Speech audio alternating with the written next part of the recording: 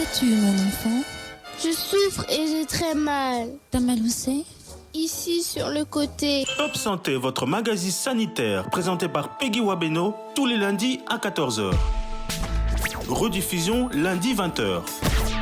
Pour tout contact, top santé topcongo@gmail.com ou contactez-nous au 082 280 1500. Top Congo FM, elle a tout d'une grande. Bonjour à tous et bienvenue dans Top Santé, votre magazine. Merci à tous de votre fidélité au programme de Top Congo FM. Aujourd'hui, nous parlons d'une maladie gynécologique chronique qui affecte la femme en âge de procréer. Elle se caractérise par le développement d'une muqueuse utérine qui se développe en dehors de l'utérus. Il s'agit notamment de l'endométriose. Ici sur place au pays, il se pose un problème de prise en charge de la maladie, dû précisément au manque d'informations. Et la Fondation Mozango, qui est très engagée dans la lutte contre cette maladie, organise une campagne de chirurgie laparoscopique et dépistage de l'endométriose pour les femmes qui se plaignent des douleurs pelviennes chroniques. Nous recevons ainsi pour en parler le docteur Guy-Lambert Monzango. Il est gynécologue obstétricien, mais il est également promoteur de la fondation qui porte son nom. La fondation, je l'ai dit, qui est spécialisée dans la prise en charge des maladies gynécologiques dont l'endométriose. Le docteur Guy-Lambert est aussi médecin, directeur et manager de Onyx Medical Center qui est situé sur Ouillery dans la commune de Lingwala. Docteur, bonjour et bienvenue dans ce magazine. Bonjour Madame Peggy. Comment allez-vous? Ça va bien et vous? Très bien, merci. Alors, docteur Lambert, pourriez-vous un peu revenir sur l'endométriose? Quelles sont les causes et comment la maladie se manifeste-t-elle? Merci beaucoup Madame. L'endométriose, comme vous venez de le dire maintenant là, c'est une maladie gynécologique. Quand nous disons une maladie gynécologique, c'est-à-dire que c'est une maladie qui intéresse les femmes et surtout dans leur sphère gynécologique. C'est-à-dire qu'une maladie qui touche plus les femmes, mais j'insiste et je rappelle toujours qu'il y a quelques hommes qui peuvent en souffrir. Alors, cette maladie, c'est quoi? Normalement, une femme qui est en âge de procréer, chaque mois... Une femme en âge de procréer, donc c'est-à-dire que moi, si Moi,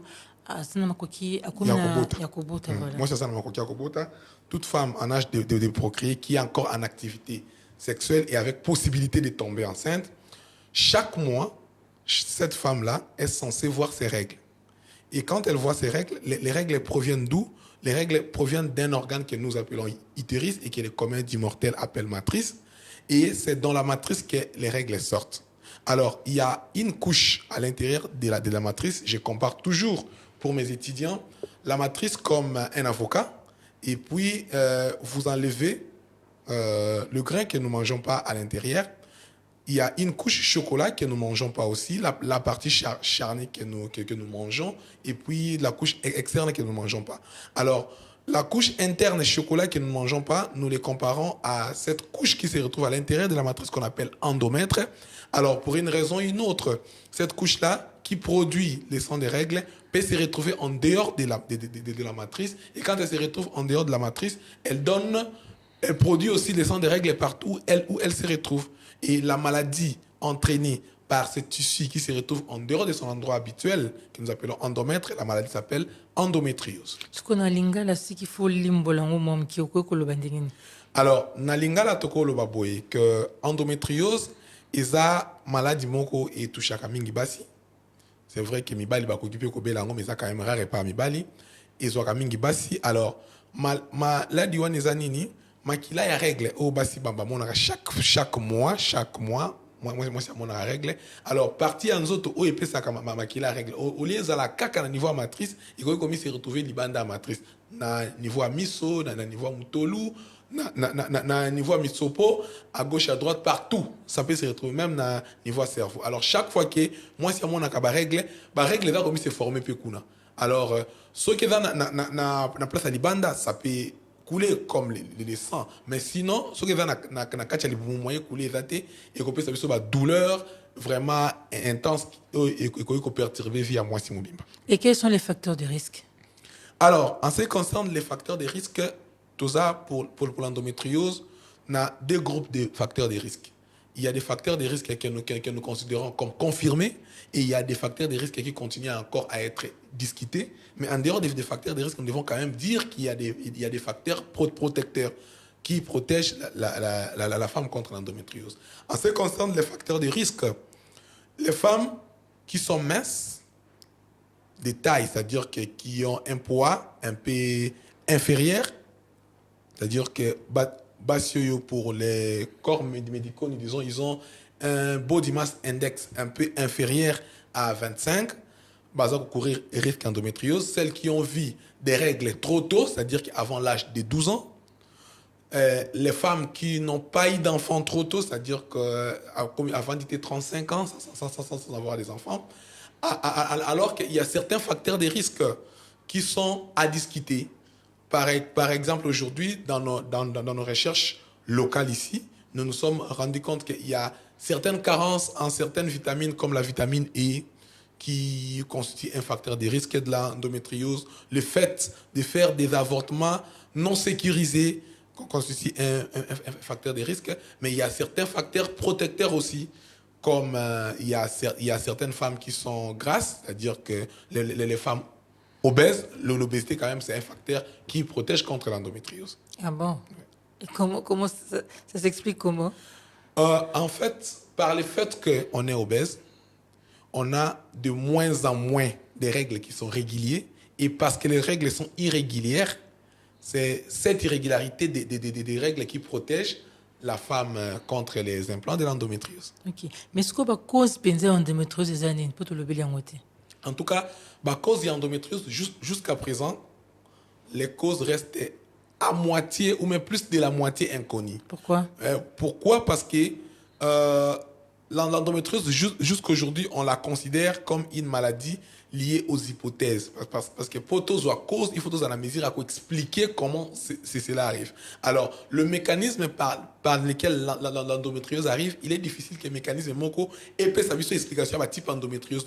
C'est pourquoi même on ne parle pas de l'endométriose, mais on parle des endométrioses parce qu'il y en a plusieurs formes. Alors, parmi les causes connues, il y a des causes génétiques et héréditaires. Une femme qui a de l'endométriose, sa fille a 5-6 fois les risques de présenter aussi de l'endométriose. On s'est rendu compte que c'est héréditaire. Mais il y a aussi des formes acquises.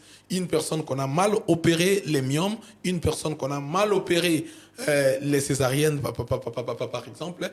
Le fait qu'on a mal opéré, le tissu de l'endomètre peut se retrouver en dehors de son endroit habituel et être à la base de l'endométriose. Alors, comment se présente la situation à Kinshasa? Est-ce que vous avez déjà fait un état des lieux de la maladie? Effectivement, je suis en dehors de tout ce qui concerne la philanthropie que nous parlons comme président d'une fondation. Je suis chercheur à l'Université de Kinshasa et doctorant au département de gynécologie et obstétrique. Alors, selon nos études locales ici, à Kinshasa, nous nous sommes rendus compte que les femmes infertiles qui consultent pour l'infertilité et chez qui on a pratiqué la laparoscopie pour diagnostic de l'endométriose, nous sommes presque à 19% des femmes qui présentent l'endométriose. Mais les femmes chez qui on a pratiqué que la laparoscopie infertile ou pas, nous sommes à 9,1% des femmes qui présentent l'endométriose. Vous avez dit qu'il y a des causes génétiques aussi. Une femme qui souffre d'endométriose peut également transmettre la maladie à sa génération. Donc, sa fille peut à 5% aussi présenter des facteurs de risque.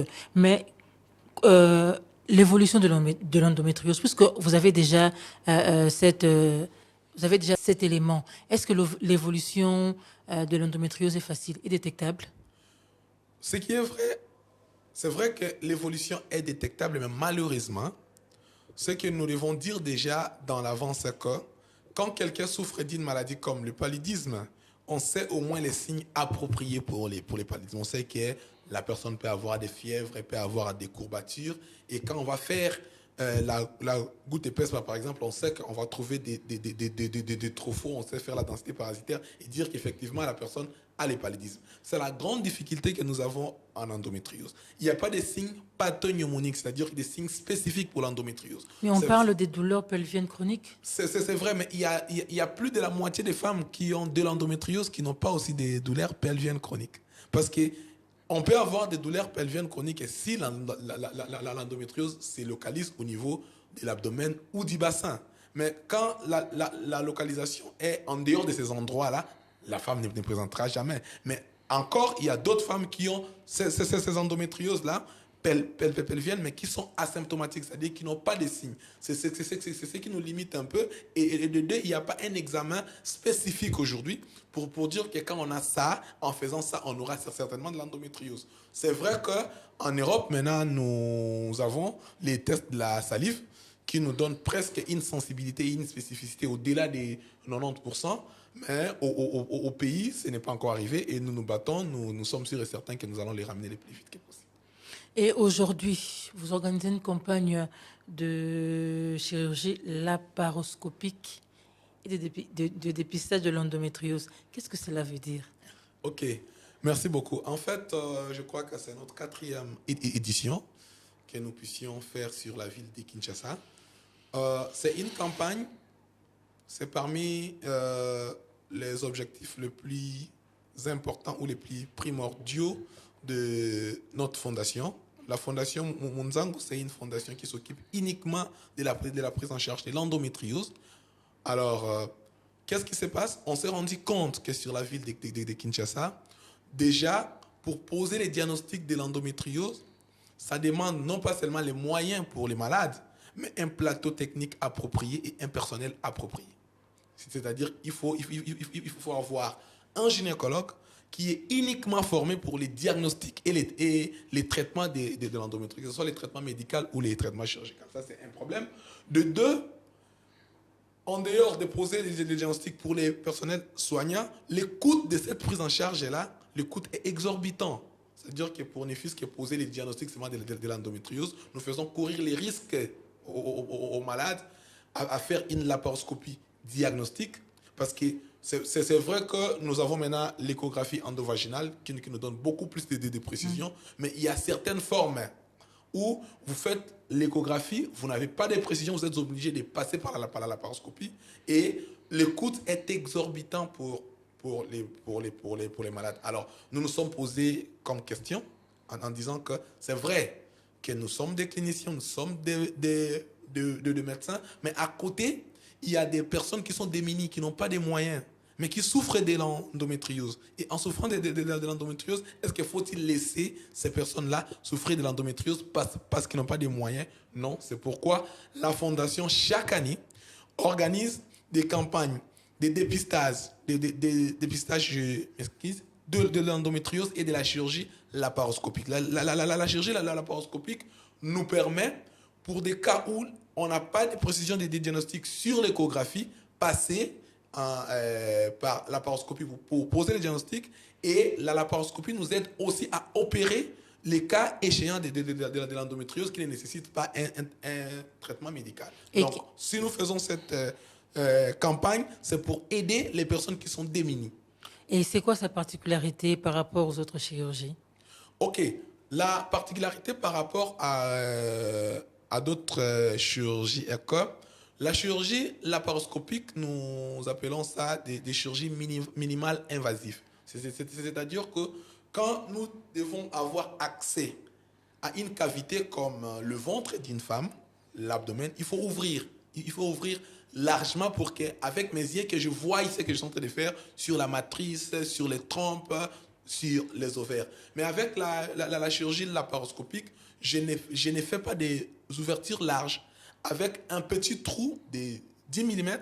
Des petites incisions. Ouais, donc, des petits trous de 10 mm, ça me permet de mettre ma caméra. Et des petits trous de 5 mm, je sais opérer tout ce que je sais faire par la chirurgie conventionnelle, c'est-à-dire que enlever les myomes, faire l'hystérectomie, tout ce qu'on peut faire, les kystectomies et autres.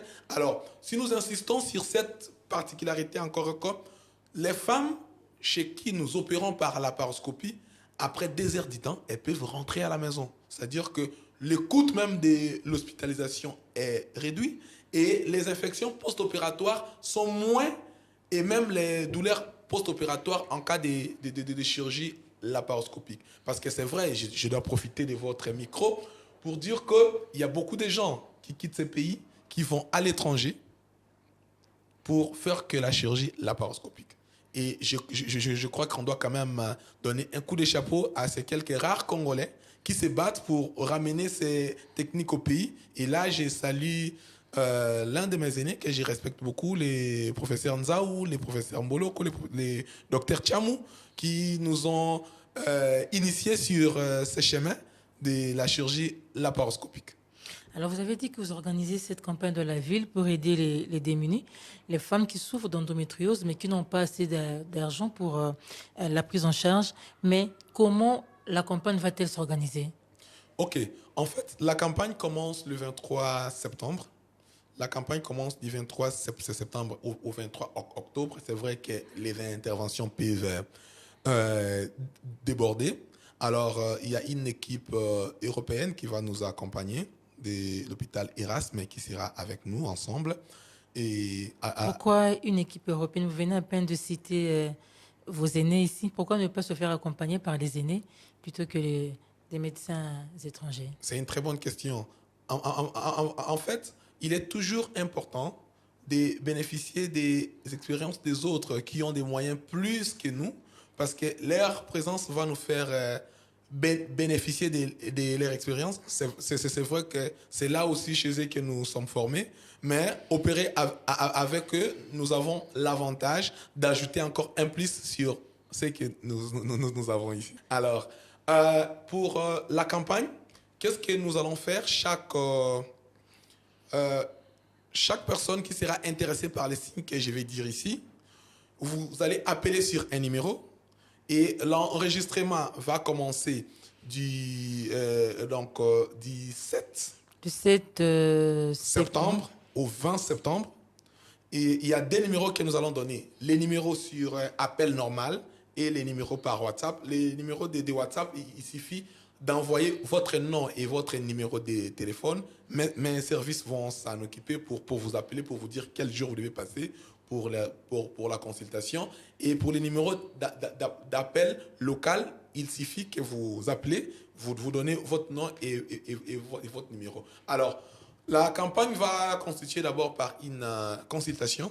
Il y aura une consultation, il y aura des examens des laboratoires qui vont se faire et il y aura une hystéroscopie pour des personnes qui vont dont les indications seront là et nous allons pratiquer la chirurgie laparoscopique. Et la chirurgie laparoscopique ne concerne pas que l'endométriose. Ça concerne toutes les maladies gynécologiques existantes que nous allons trouver. Si c'est un myome, on va profiter pour aider la femme et à l'opérer par laparoscopie.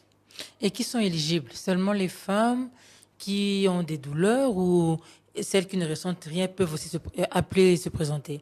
OK. Alors, les femmes qui sont éligibles, celles qui ne présentent pas de problèmes, nous ne faisons pas les check-up. Donc, je ne trouve pas de raison qu'elles viennent. Non, mais vous l'avez dit, non? On peut avoir la maladie, mais on ne développe aucun signe. La maladie évolue comme ça à bas bruit. OK. Alors, il faut qu'ils puissent avoir quand même un besoin. Parce que ces femmes-là, chez qui on découvre la maladie qui se développe à bas bruit, sont des femmes peut-être qui ont de l'infertilité, qui ont un problème de concevoir. Maintenant, en venant, nous nous sommes rendus compte effectivement que c'est tel problème qui s'est posé. Mais nous insistons plus aux femmes qui ont des règles douloureuses. Elles sont les bienvenues pour nous. Les femmes qui ont des règles traînantes, c'est-à-dire que des règles traînantes, ce sont des règles qui durent. En tout cas, une femme qui voit ses règles au-delà de 10 jours. Une femme qui a des difficultés de concevoir, c'est-à-dire qu'elle n'a pas d'enfants ou elle veut avoir des enfants qu'elle n'en a pas, elle est la bienvenue pour nous. Toute femme pour qui on a déjà diagnostiqué un problème gynécologique, c'est-à-dire par exemple, elle a des myomes, elle doit subir une hystérectomie, elle a un kyste à opérer, elle est la bienvenue pour nous au niveau de la campagne parce que là, il y a des gens qui vont les prendre en charge. Ce que docteur Nangi peut expliquer on a linga la potam subande comme ça bolanda biso Nangi ba vous organisez campagne à chirurgie laparoscopique pe ya dépistage d'endométriose.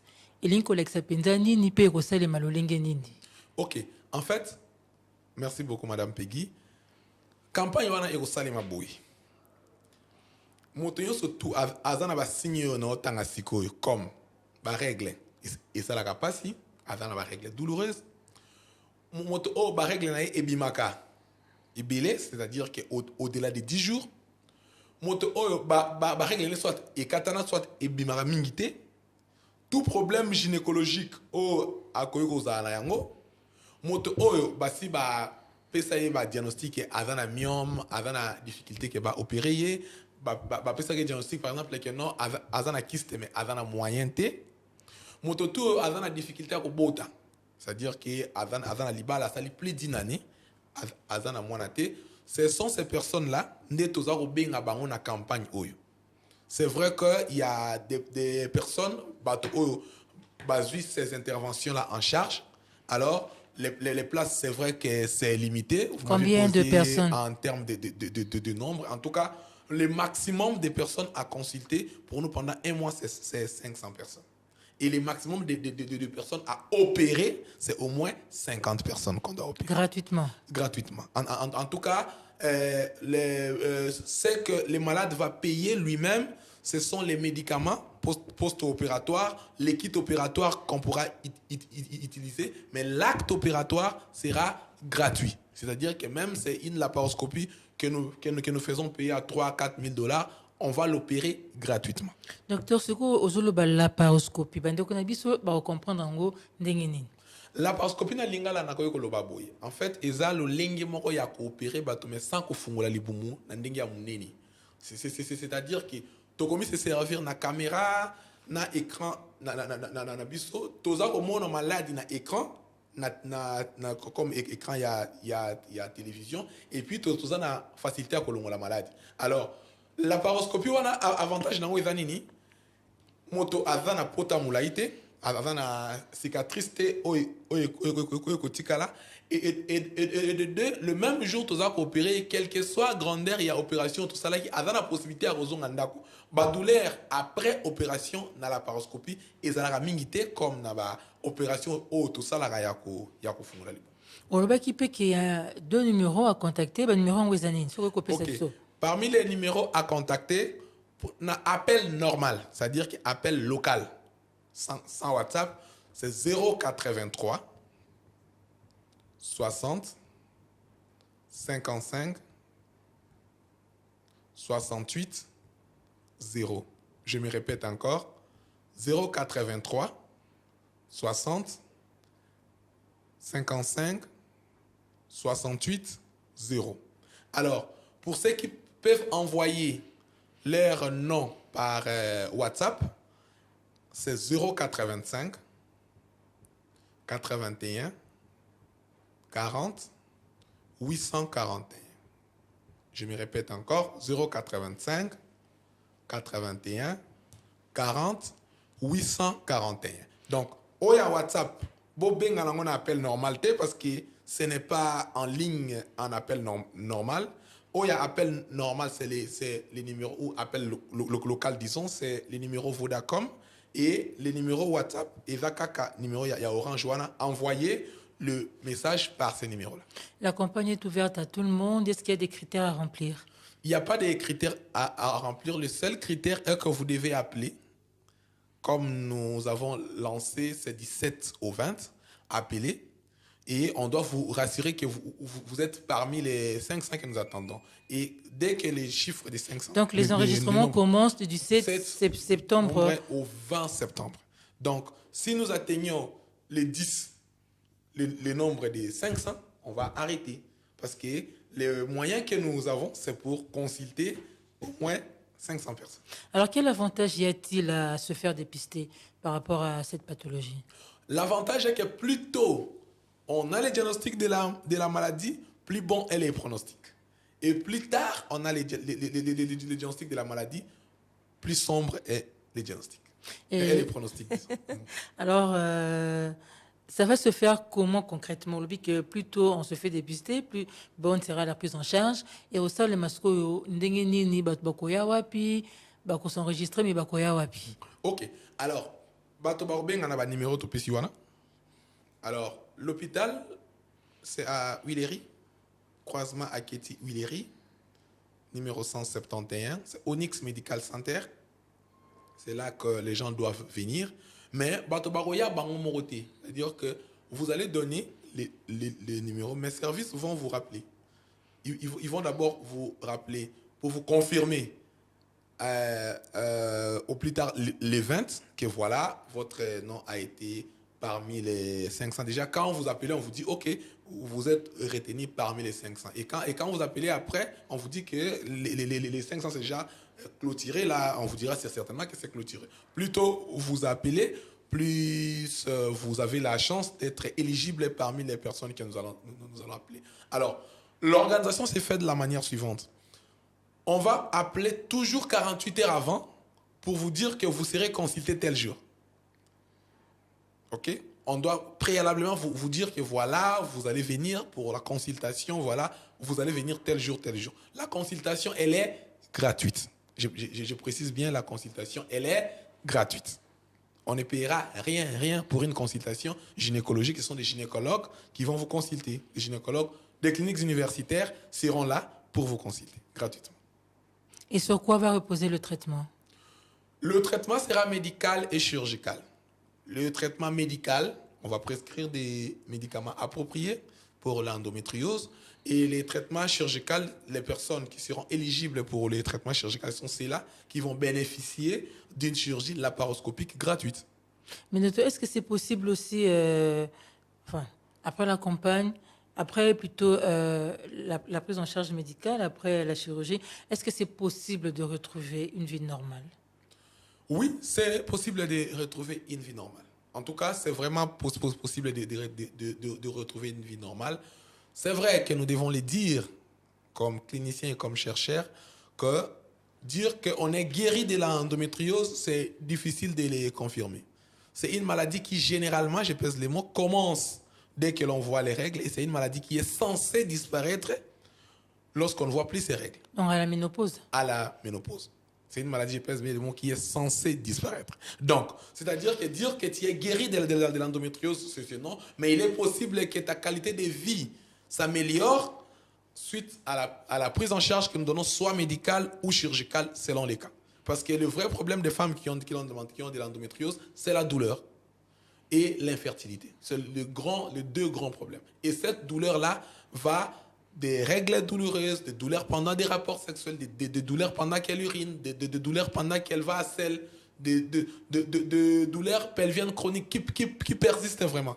Et quand la douleur est déjà personnalisée par la personne, même si nous donnons les traitements, même si nous enlevons tous ces organes-là, la douleur, plus elle a traîné, plus même si nous faisons les traitements, elle va toujours persister. C'est pourquoi nous insistons à réduire les délais diagnostiques, à appeler les gens pour qu'on puisse dépister cette maladie-là. Et nous battons à vulgariser cette maladie qui est à Kinshasa aujourd'hui.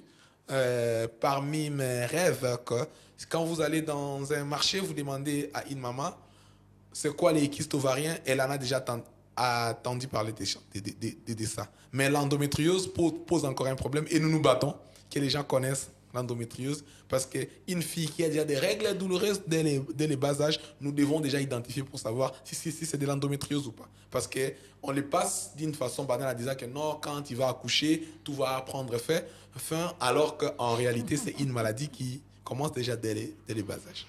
Alors, vous êtes à la 4e édition. Est-ce qu'on peut avoir les bilans des éditions précédentes? Qu'est-ce que ça a donné? Effectivement, nous sommes à la 4e édition. Et je crois le 23 septembre, nous serons au Palais du Peuple avec les médecins gynécologues et généralistes de la ville de Kinshasa que nous avons invités, qui seront là. Nous allons faire les rapports de tout ce que nous avons fait dans les 3 précédentes campagnes. Et il y aura de femmes qui ont été traitées, qui ont changé leur qualité de vie, qui ont vu leur qualité de vie changer, celles qui ont conçu, qui nous amèneront des enfants aussi. Et je crois que c'est ce qui sera vraiment les bilans très, très, très positifs. Parce qu'il y a des femmes qui n'avaient même pas de moyens, qui n'ont jamais entendu parler de cette laparoscopie, qui n'avaient pas de moyens, qui en ont bénéficié et qui ont des enfants. Et c'est ce qui fait vraiment notre joie et c'est ça notre bilan en fait. Alors, après la campagne, que prévoit faire la Fondation? Après la campagne, c'est vrai que la campagne active c'est un mois, mais chaque jour, nous sommes en campagne passive. C'est-à-dire que nous faisons des suivis psychologiques et psychiatriques de ces femmes-là.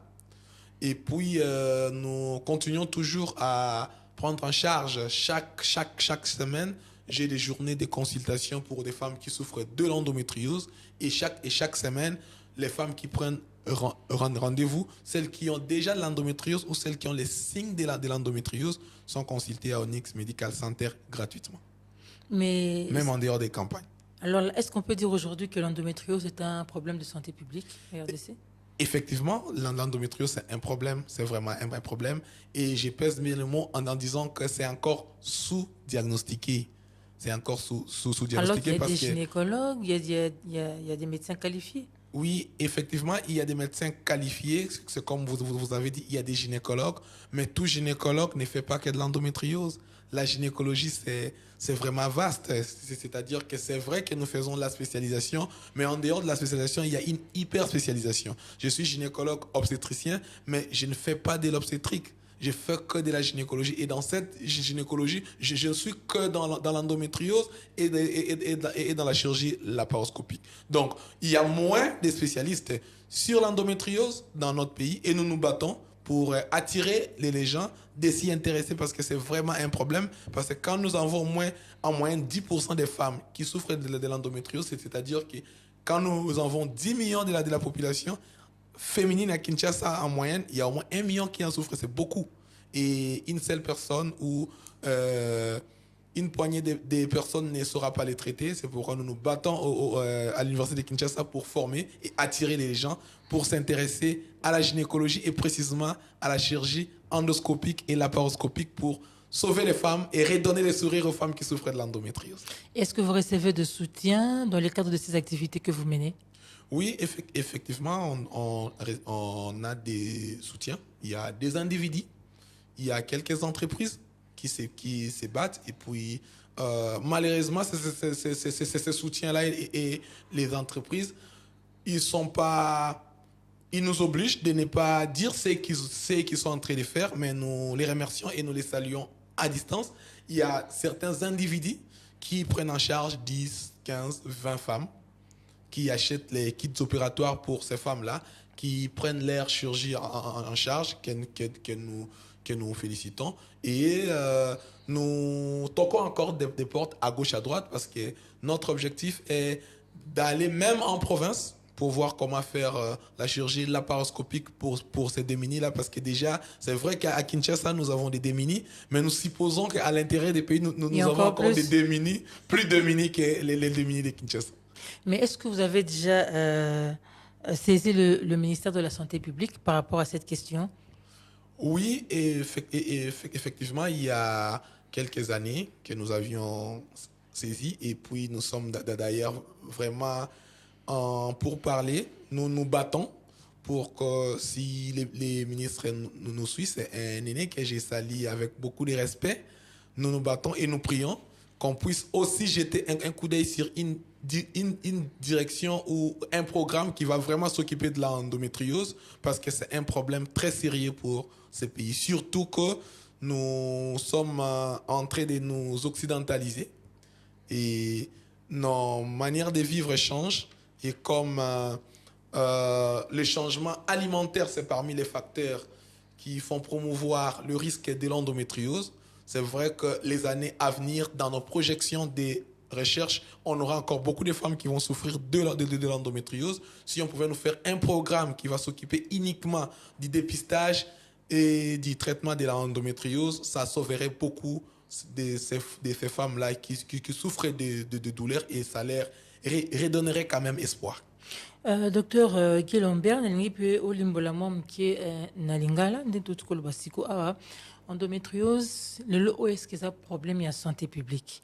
Bande on biso ya basi o bazana ko belango to bazana ko yoka ba douleur wana ni ko kina ko lobana bango na mukuse. OK. Effectivement, endométriose c'est un problème ya santé publique na mboka na biso, parce que tout ko loba que au moins 10% des femmes en moyenne na ville à Kinshasa bazana endométriose.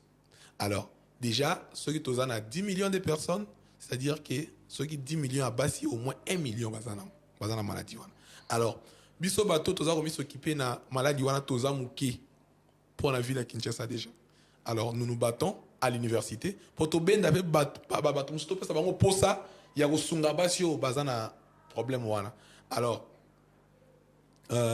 il est important, il est vraiment important que to sensibiliser bato ba yeba que maladie moko ya bongo izali et maladie wana eza un problème vraiment qui dérange les femmes. Ceux qui osent intéresser na yangote, tu ne peux pas voir comment les femmes souffrent de l'endométriose. Mais si tu as l'endométriose, il y a endométriose na uti koloba, elle voit la douleur, règle douloureuse, règle abondante, douleur pendant des rapports sexuels. Il y a des femmes qui ont perdu des mariages à cause de ça. Parce que l'homme ne connaît pas la maladie. La femme ne connaît pas qu'elle est malade. L'homme, ça peut-être que moi, si Azaro Boya, que ça a un rapport sexuel, alors qu'elle est malade. Et cela a entraîné beaucoup de problèmes. L'infertilité. Voilà au moins des problèmes en endométriose qui ont entraîné les bisous. C'est pourquoi nous insistons vraiment, nous appelons les médecins qui veulent venir en spécialisation. Il y a ça là.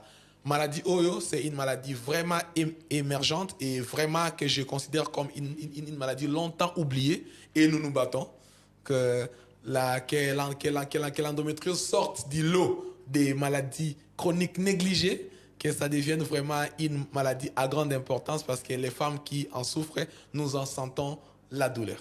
Mais en contrepartie, qu'est-ce que vous gagnez quand vous faites ça?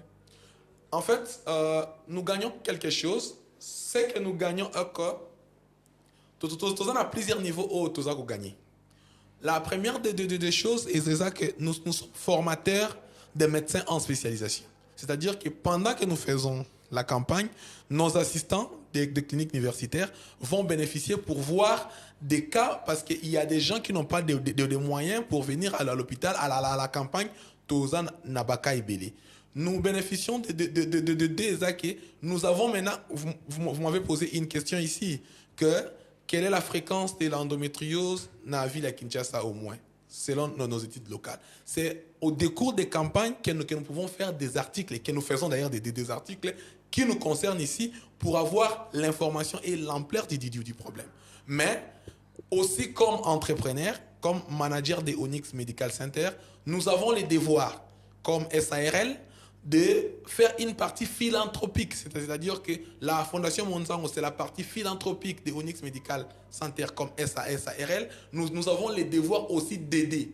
Donc là, ce n'est pas quelque chose que nous gagnons, mais nous avons l'obligation, dans la loi congolaise, d'aider les gens. Et c'est ce que nous sommes en train de faire. Alors, on termine déjà. Quel est le message clé aujourd'hui que vous pouvez lancer à la population congolaise et précisément aux femmes? J'aimerais que vous puissiez le dire en lingala et en français.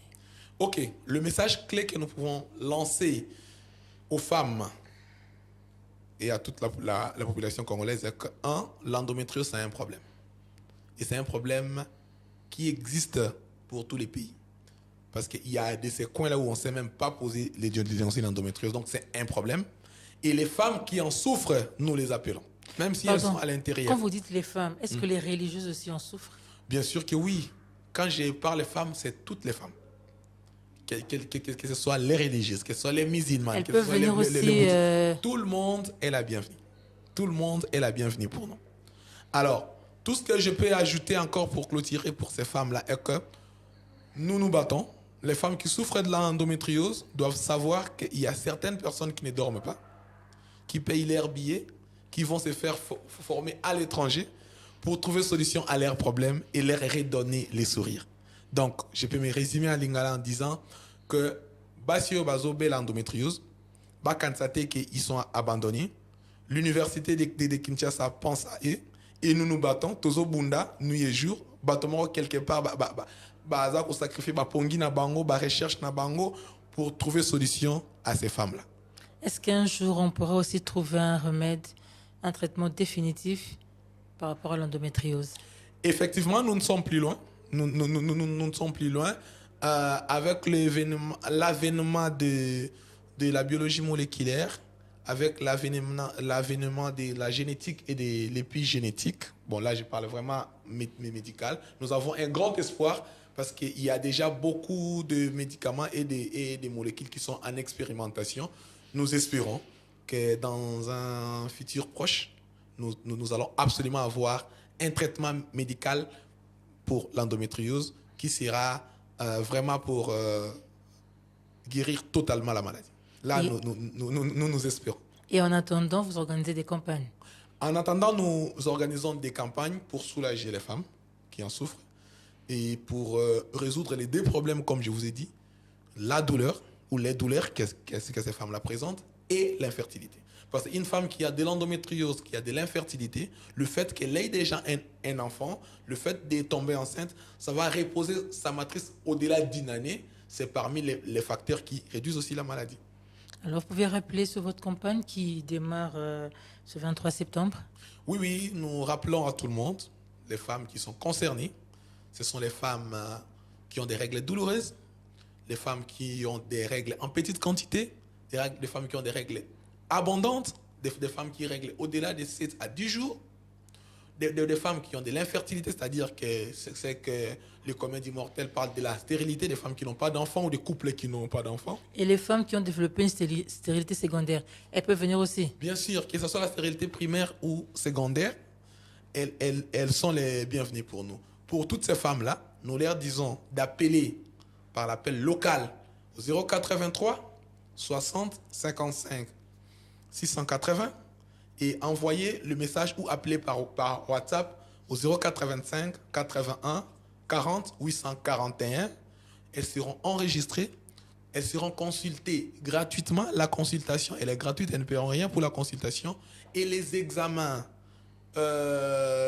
disons, les opérations, allais-je dire, si ça nécessite une intervention, l'acte opératoire sera gratuit. Tout ce que la femme pourra payer, ce sont ses médicaments, son kit opératoire qu'elle pourra payer, mais l'intervention ou l'opération sera gratuite. Et la consultation, elle est aussi gratuite.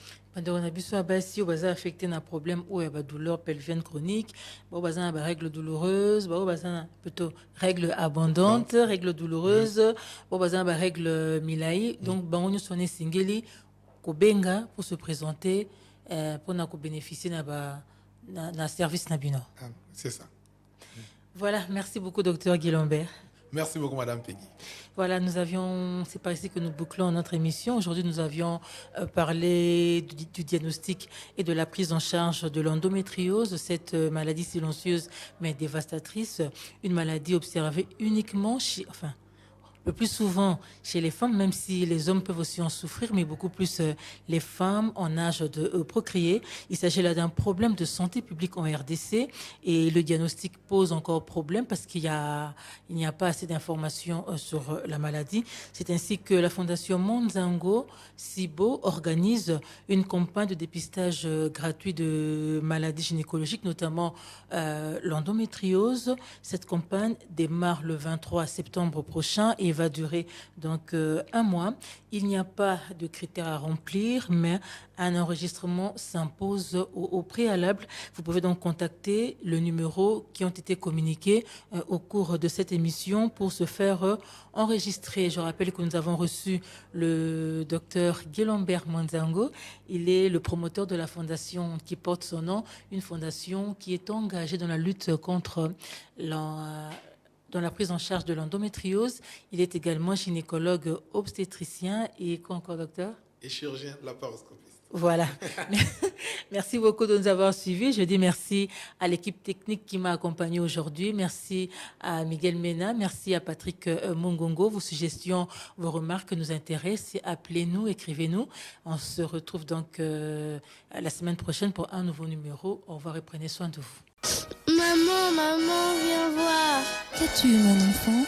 Je souffre et j'ai très mal. T'as mal où c'est?